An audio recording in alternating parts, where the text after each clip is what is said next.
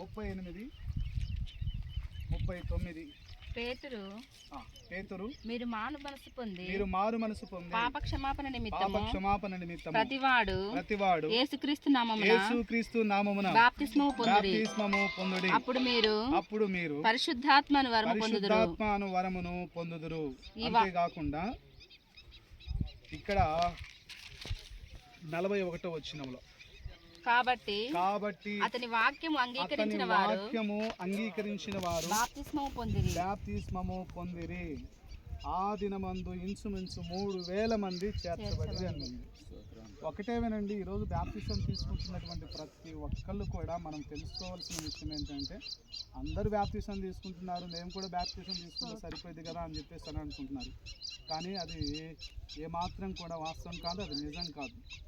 మనం బాప్తిసం ఎలా తీసుకోవాలంటే ముందు దేవుని వాక్యం వినాలి.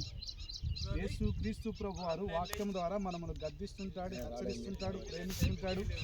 ఆయన వాక్యాన్ని, ఆయన మాటలు మనకు బయలుపరుస్తుంటాడు. కాబట్టి లోక సంబంధంగా మనం ఎలా ఉండాలి, పరలోక సంబంధంగా మనం ఎలా జీవించాలి, లోకంలో మనము ఏ విధంగా నడుచుకోవాలి, ఇవన్నీ కూడా యేసు క్రీస్తు ప్రభు వారు తన వాక్యమందు మనకు బాగా వివరించారు. సో ఎవరైతే వాక్యం విని వాక్యానుసారంగా జీవితాన్ని సరిచేసుకొని పాపమును ప్రభు ముందు ఒప్పుకొని పశ్చాత్తాపపడి క్రీస్తు రక్తము ద్వారా కడగబడాలని అనుకొని బాప్తిసం తీసుకుంటారో వారిది నిజమైనటువంటి బాప్తిస్మము. కాబట్టి ఈరోజు మనం అందరము కూడా యేసుక్రీస్తు ప్రభు వారి నిజమైన దేవుడని మనం భావించాం. యేసయ్యే మన రక్షణకు ఆధారమని భావించాం. యేసుక్రీస్తు ప్రభు ద్వారానే నిత్యరాజ్యానికి వారసులమని మనం భావిస్తున్నాం. కాబట్టి మనమందరం కూడా తండ్రి కుమార పరిశుద్ధాత్మ నామంలో మార్కు సువార్త 16వ అధ్యాయం లాస్ట్ వచనంలో ప్రభు అంటాడు, నా నామమందు మీరు సర్వలోకానికి వెళ్ళి సర్వసృష్టికి దేవుని సువార్తను ప్రకటించి తండ్రి యొక్కయు కుమారుని యొక్కయు పరిశుద్ధాత్మ నామంలో బాప్తిసం ఇవ్వుడి అని యేసుక్రీస్తు ప్రభు వారు చెప్పారు. ఇక్కడ పేతురు ఏమంటాడంటే యేసుక్రీస్తు ప్రభు నామంలో బాప్తిసం పొందుడి అని చెప్పేసి వాక్యం రాయబడింది.